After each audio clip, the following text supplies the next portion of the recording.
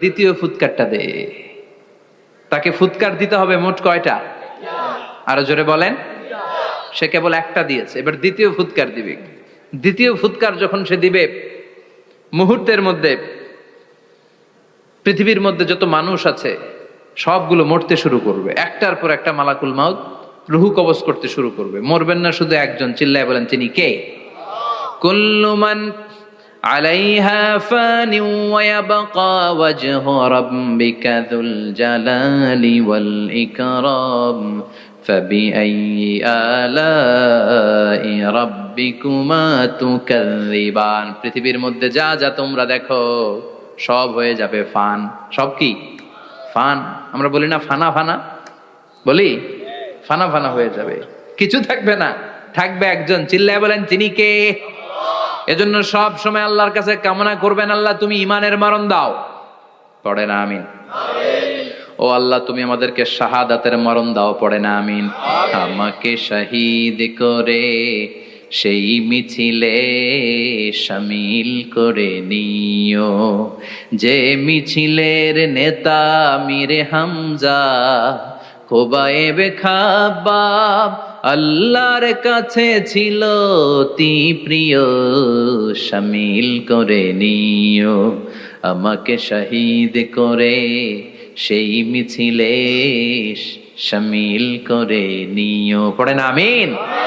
বিশ্বনবী বলেন শাহাদাতের তামান্না নিয়ে যদি, অন্তরে শাহাদাতের ইচ্ছা নিয়ে যদি, শাহাদাতের তামান্না নিয়ে যদি কেউ বিছানার মধ্যে ডায়রিয়া রোগে আক্রান্ত হয়েও মারা যায়, হার্ট অ্যাটাক করেও মারা যায়, স্ট্রোক করেও যদি মারা যায়, কিন্তু অন্তরে যদি শাহাদাতের তামান্না থাকে, কিয়ামতের ময়দানে শহীদদের সাথে তারে দাঁড় করাবে কে?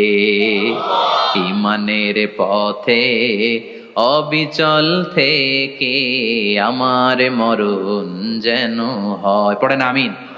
আমার সাথে সাথে বলেন, ঈমানের পথে অবিচল থেকে আমার মরণ যেন হয়। তোমারই কাছে মিনতি আমার, তোমারই কাছে মিনতি আমার, মহামহিম দয়াময়। ঈমানের পথে অবিচল থেকে আমার মরণ যেন হয়। পড়েন আমিন। ঈমানের মৃত্যু এক, আল্লাহ ছাড়া কেউ দিতে পারে না। শাহাদাতের মৃত্যু আল্লাহ ছাড়া কেউ দিতে পারে না। এজন্য আখের যদি ভালো হয়, সব ভালো তার, শেষ ভালো যার।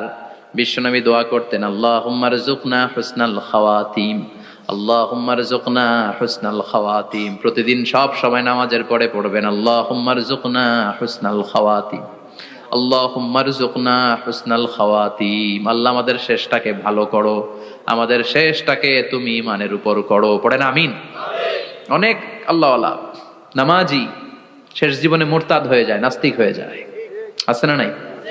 মুফাসসির ইসলামের নাম শুনছেন? অনেক ইসলামের বয়ান দিত লোকটা শুরু থেকে আমি তাকে চিনতাম।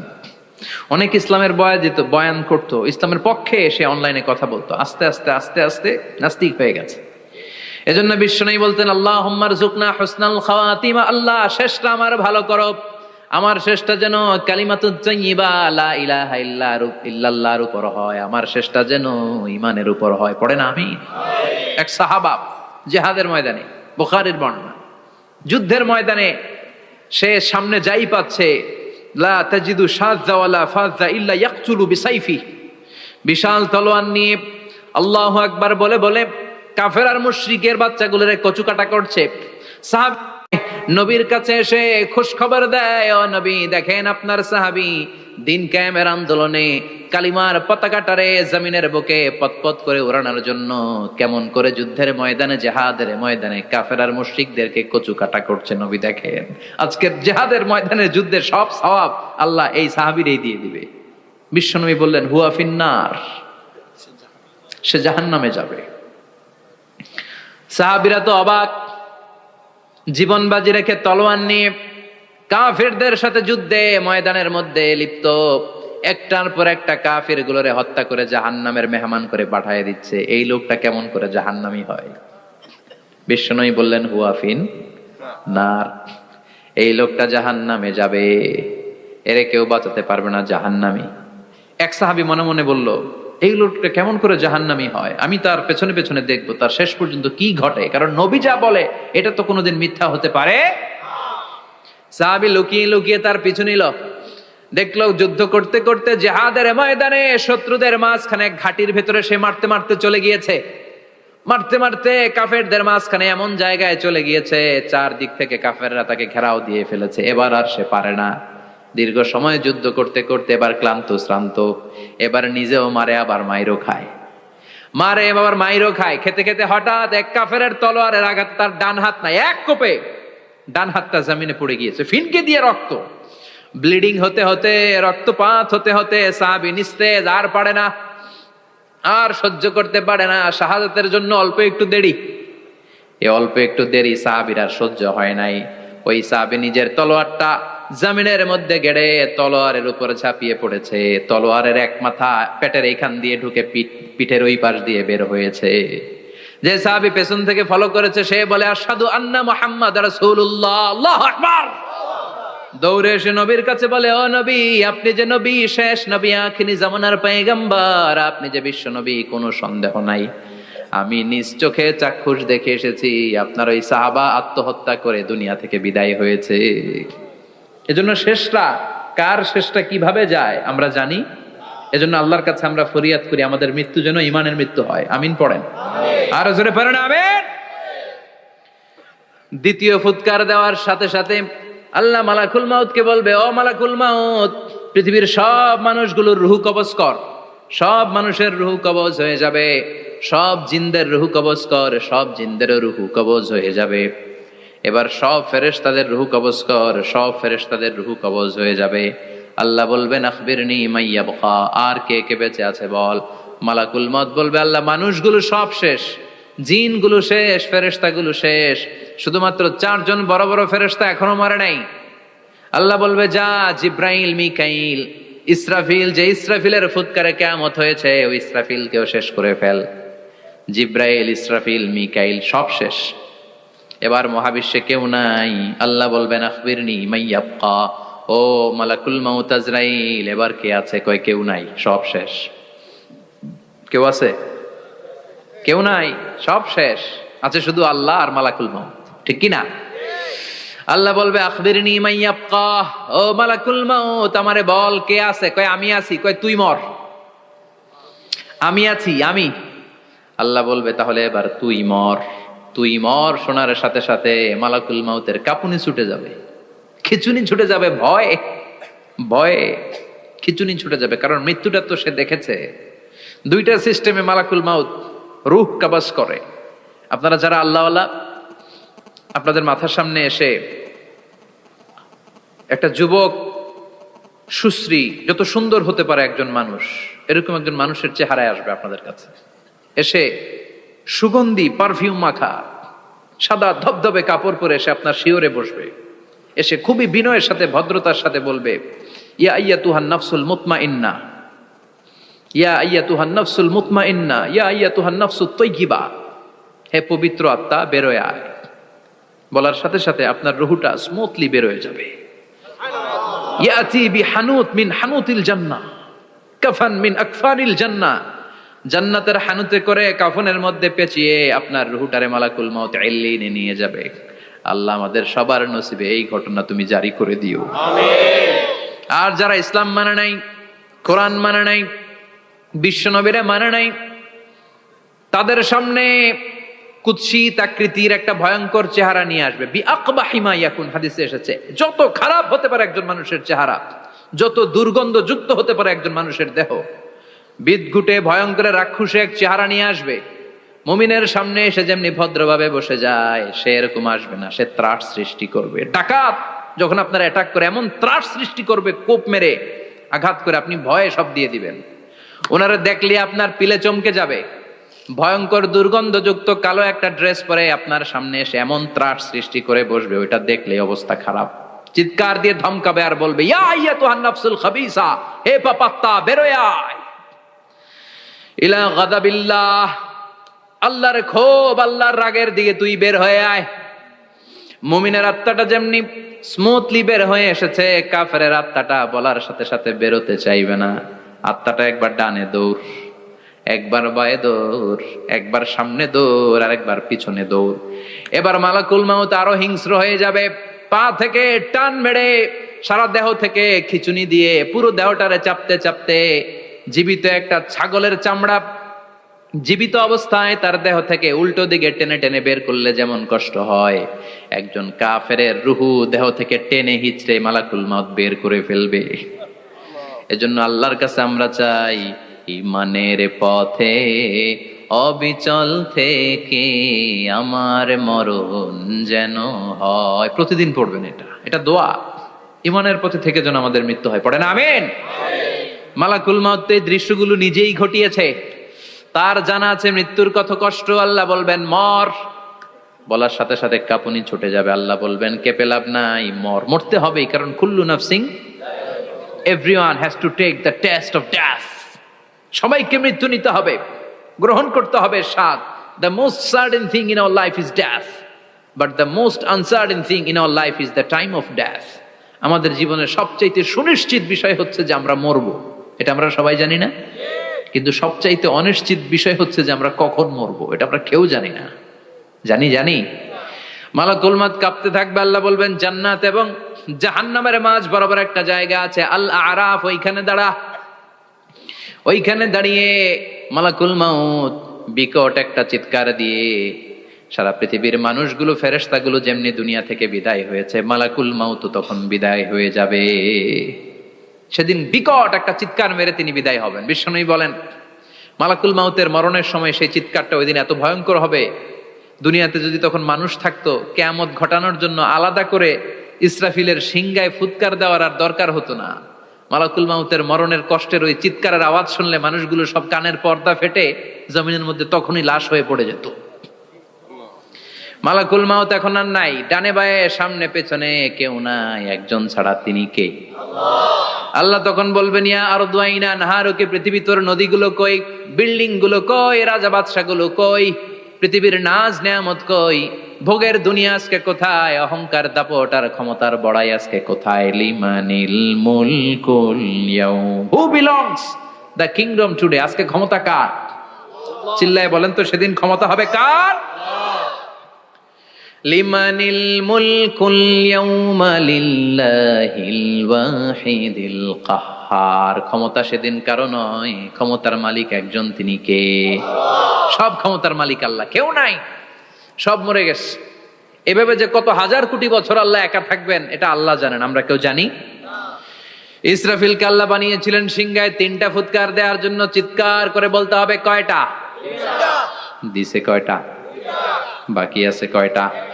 এবার রব্বুল আলামিন ইসরাফিলকে জীবিত করবেন, জীবিত করে বলবেন তাড়াতাড়ি 3য় ফুৎকার দিয়ে তোর ডিউটি শেষ কর। সুবহানাল্লাহ পড়েন। ইসরাফিল এবার 3য় ফুৎকার দিবে। 3য় ফুৎকার দেওয়ার সাথে সাথেই পৃথিবীর বিভিন্ন প্রান্ত থেকে, মহাবিশ্বের বিভিন্ন প্রান্ত থেকে মানুষের জিনগুলো দাঁড়াতে শুরু করবে। বিমান দুর্ঘটনায় যারা মারা গিয়েছে, ছাই হয়েছে, ছাই থেকে উঠে দাঁড়াবে। তিমি মাছের খাবার হয়ে সাগরের মধ্যে মিশে গিয়েছিল, সাগর থেকে দাঁড়াতে শুরু করবে। পাহাড়ের মধ্যে যারা মারা গিয়েছে, পাহাড় থেকে উঠবে। হিন্দুদের শ্মশানের মধ্যে যেখানে লাশ পোড়ানো হতো, ওখান থেকে দাঁড়াবে। মানুষগুলো কবর থেকে উঠবে, যে যেখানে মারা গিয়েছে সেখান থেকে দাঁড়াবে। মিনহা খালাকনাকুম ওয়া ফিহা নুঈদুকুম ওয়া মিনহা নুখরিজুকুম তারাতান উখরা, মাটি থেকে বানালাম, মাটির কবরে পাঠালাম, আবার মাটির কবর থেকে দাঁড় করায় দিবে কে? মানুষগুলো দাঁড়াবে। মুমিন বান্দারা চোখ কচলাতে কচলাতে বলবে মাম বাআসানা মিন মারকাদিনা, قالوا من بعثنا من مرقدنا هذا ما وعد الرحمن وصدق المرسلون। মুমিন বান্দারা চোখ ডলতে ডলতে বলবে ঘুম ভাঙালো কে? তোমার ধর্মের নাম কি? এই লোকটারে চিনো নাকি? ওনার নাম কি? এবার বলবে 3টা প্রশ্নের উত্তর কোত্থেকে শিখলা? কও কোত্থেকে শিখছেন? বলতে হবে কোরআন থেকে শিখেছি। চারটার উত্তর যখন করতে পারবেন, ইফসাহু লাহু কবরুহু ৭০ যিরাআন, কবরটারে ৭০ হাত লম্বা করে দেয়া হবে। ওয়া ইফতাহু লাহু বাবুন ইলাল জান্নাহ, আপনার কবরের ভেতরে থেকে জান্নাতের দিকে একটা ঘর করে দেয়া হবে। জান্নাতের সুঘ্রাণওয়ালা সুবাতাস আপনার কবরের মধ্যে এসে ধাক্কা মারবে। জান্নাতে ঢোকা লাগবে না, আপনার ওই কানেকশন দিয়ে আসবে। এয়ার কন্ডিশনের যে রুমগুলো আছে, ওই রুমগুলোর ভিতরে না ঢুকলো, দরজার আশেপাশ দিয়ে হাঁটলেও একটা ঠান্ডা ঠান্ডা বাতাস আছে না নাই? দেহের মধ্যে লাগে। জান্নাতে আপনার ঢোকা লাগবে না, কবরের মধ্যে শুয়ে শুয়ে জান্নাতের সুবাতাস পাবেন। এবার বলবে ফায়ুলবাসু লিবাসু আহলিল জান্নাহ, জান্নাত থেকে আনা 2টা জান্নাতি সেট পোশাক আপনারে পরিয়ে দেয়া হবে। এবার আপনারে বলা হবে আহলান ওয়া সাহলান, কংগ্রেচুলেশন, খোশ আমদেদ, তোমার জন্য কংগ্রেচুলেশন, সুস্বাগতম। 3টার পরে 4র্থ প্রশ্নের উত্তরও পেরেছো, জান্নাতের পোশাক তোমারে পরিয়ে দিলাম, আর কোনো কাজ নাই, এবারের মতো খেলা শেষ, এবার ঘুমাও। কি করো? কথা বলেন। ঘুমাও। নাম কানাউমিল আরুস, বাসর রাতে বর যেমনি কনেকে নিয়ে শান্তির ঘুম দেয়, এরকম ঘুম দাও। তোমার ঘুম কেউ ভাঙাতে পারবে না, ইসরাফিলের 3 নাম্বার ফুৎকার ছাড়া। সুবহানাল্লাহ পড়বেন না?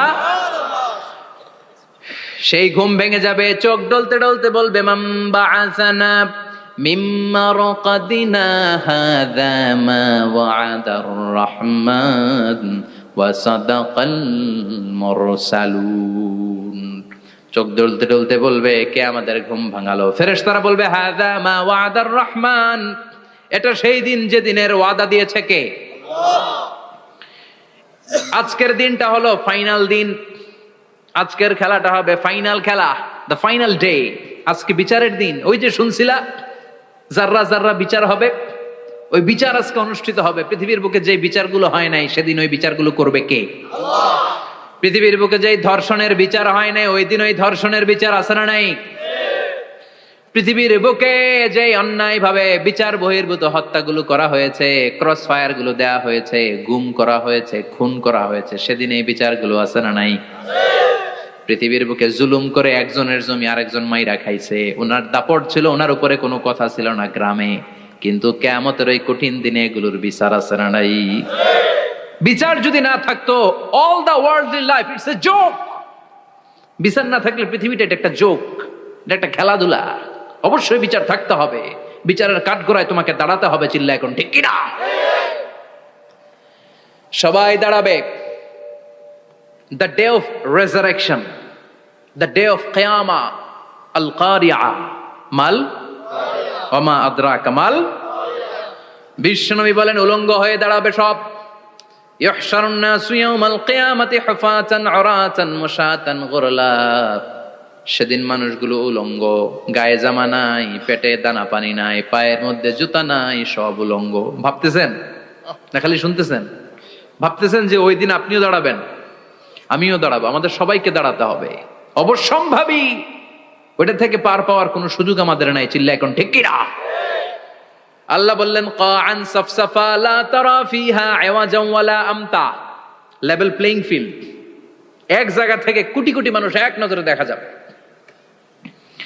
সবগুলো উলঙ্গের মতো দৌড়াবে, পেটে দানা পানি নাই, খাওয়া দাওয়া নাই, ক্লান্ত শ্রান্ত পেরেশান। মাথার সূর্যটা, আকাশের সূর্যটা একেবারে মাথার কাছে চলে আসবে। আল্লাহর আরশের ছায়া ছাড়া সেদিন কেউ কোনো ছায়া পাবে না। আল্লাহ এই কঠিন দিন তোমার আরশের নিচে এই গুনাহগার বান্দাদেরকে তুমি ছায়া করে দিও। আল্লাহর আরশের ছায়া ছাড়া সেদিন কোনো ছায়া নাই।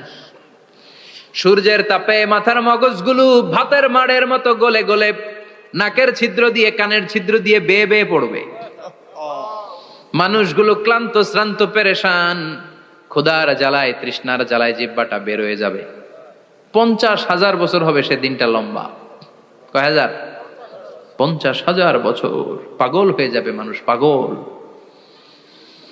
মা আয়েশা বললেন ইয়া রাসূলুল্লাহ, ইয়া হাবিবাল্লাহ, ভয়ঙ্কর সেদিন মানুষগুলো দাঁড়াবে, নারী পুরুষ কারো গায়ে জামা নাই, তাহলে কি মানুষের লজ্জা লাগবে না? Don't they feel any shy, any shame? No shame, কোনো লজ্জা থাকবে না। কাপড় না থাকলে লজ্জা লাগার কথা না? মায়ে সেটাই বললেন, নবী ওই কঠিন দিন কারো গায়ে জামা নাই, তাহলে কি লজ্জা শরমের কোনো ব্যাপার নাই? বিশ্বনবী বলেন, আয়েশা রে, ওই দিনটা এত ভয়ঙ্কর, কার গায়ে জামা আছে কার গায়ে নাই টেরও পাওয়া যাবে না।